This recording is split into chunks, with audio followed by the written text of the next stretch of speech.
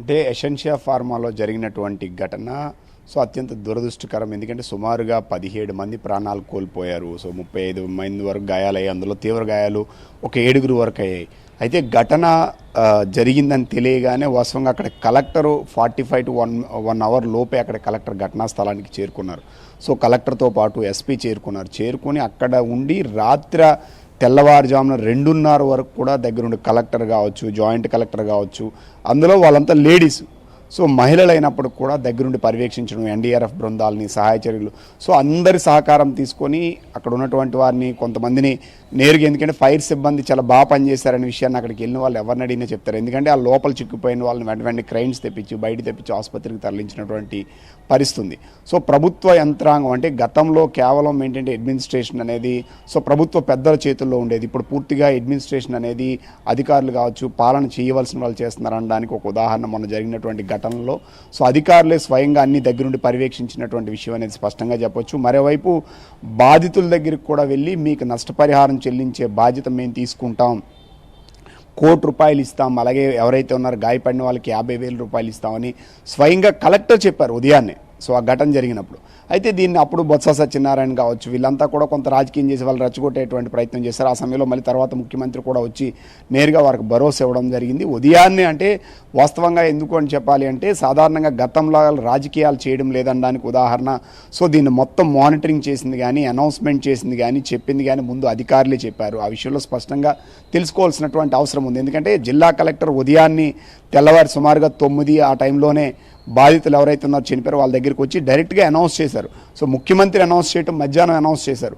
But అంతకుముందే అధికారులు ఈ పొరపాట్లన్నింటిని గ్రహించి బాధితుల పట్ల అనురంగా ఉండాలని ఒక నిర్ణయాన్ని తీసుకున్నారు. ఆ ఫ్రీడమ్ ఉంది. బాధితుల పట్ల ఎంత కన్సెంట్తో వ్యవహరించారనే విషయాన్ని మనం స్పష్టంగా చెప్పొచ్చు. అయితే ముఖ్యమంత్రి అక్కడికి క్షతగాత్రులను పరామర్శించడానికి అనకాపల్లి రావడం జరిగింది. అనకాపల్లి వచ్చిన తర్వాత అనకాపల్లిలో ఉన్నటువంటి వాళ్ళు చిన్న చిన్న గాయాలతో ఉన్న వాళ్ళు, గాయపడిన వాళ్ళు ఉన్నారు. వాళ్ళని పరామర్శించడంలో తప్పులేదు. ప్రతిపక్షంగా ఖచ్చితంగా బాధితులకు ఏదైనా అన్యాయం జరిగితే వాళ్ళ పక్షాన పోరాడుతూ ఉండడంలో తప్పులేదు. కానీ అక్కడికి వచ్చి రాజకీయ విమర్శలు చేయడం అనేది ఇప్పుడు వివాదాస్పదంగా మారినటువంటి పరిస్థితి. జగన్మోహన్ రెడ్డి ఎందుకంటే కొత్త ప్రభుత్వం వచ్చి 2 నెలలు మాత్రమే అయింది. గతంలో సేఫ్టీ ఆడిట్ అనేది పూర్తిగా లేనటువంటి పరిస్థితి ఉంది.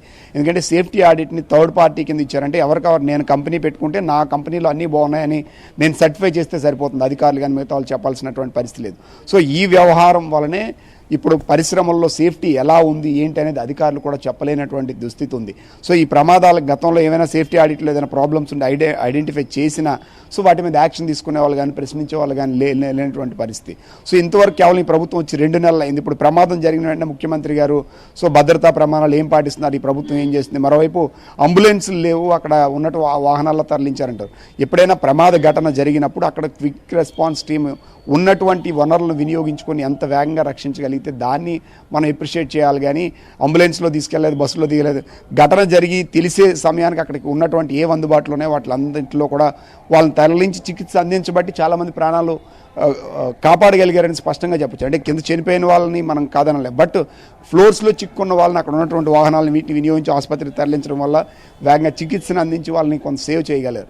ఆ విషయాల పట్ల కూడా కొంత కన్సర్న్ లేకుండా మాట్లాడినటువంటి పరిస్థితి అయితే ఉందని మనం చెప్పొచ్చు. బాధితుల తరపున అవసరమైతే మేము పోరాటం చేస్తాం, ఉద్యమం చేస్తామని చెప్పడం. అంతేకాకుండా గతంలో మేము వెంటనే ప్రకటించాం. గతంలో పాలిమర్స్ ఘటన జరిగినప్పుడు అప్పుడే ముఖ్యమంత్రి కూడా జగన్మోహన్ రెడ్డి ప్రకటించిన మాట వాస్తవం. కానీ ఆ చెక్కులు కానీ అవి కానీ ఎన్ని రోజుల తర్వాత ఇచ్చారనేది జగన్మోహన్ రెడ్డి తెలుసుకోవాలని చెప్పి ఇప్పటికీ విపక్ష నేతలు కానీ టీడీపీ నేతలు చెప్తున్నారు. మరోవైపు అప్పుడు సుమారుగా 11 మంది చనిపోతే తర్వాత చనిపోయినటువంటి 12 మంది తర్వాత చనిపోయిన వాళ్ళు ఎవరు ఉన్నారో వాళ్ళెవరికి కూడా అంటే ఆ ఇన్సిడెంట్ జరిగిన 3వ రోజు 4వ రోజు చనిపోయినటువంటి వాళ్ళకి ఆ ₹1,00,00,000 పరిహారం ఇప్పటికీ అందలేదు. అలాగే ఆ బాధిత గ్రామాలకు సంబంధించినట్టు ఒక ఆసుపత్రి ఏర్పాటు చేస్తూ ఉన్నారు, హెల్త్ కార్డులు చూస్తామన్నారు. వాళ్ళందరికీ నెల ఏదైనా మందులకు మిగతా అవసరమైనవన్నీ సహకారం చేస్తూ ఉన్నారు. ఆ ఒక్క 2 రోజులు మాత్రం అక్కడ హడావుడి చేసి ఇప్పుడు ఆ గ్రామాలకు వెళ్తే వాళ్ళు తీవ్ర ఇబ్బందులు పడుతున్నటువంటి పరిస్థితి ఉంది. ఇప్పటికీ అంటే గతంలో ఏదైతే జగన్మోహన్ రెడ్డి ఆల్జీ పాలిమర్స్ ఘటన జరిగినప్పుడు హామీలు ఇచ్చారో అవి ఇప్పటికీ అమలు కానటువంటి పరిస్థితి. మరోవైపు ఏంటంటే గతంలో కొంతవరకు ఆ యాజమాన్యం సహకరించింది, యాజమాన్యం దగ్గరుండి ఫాలోఅప్ చేసింది. అసలు ఇక్కడ యాజమాన్యం పూర్తిగా స్పందించలేదు.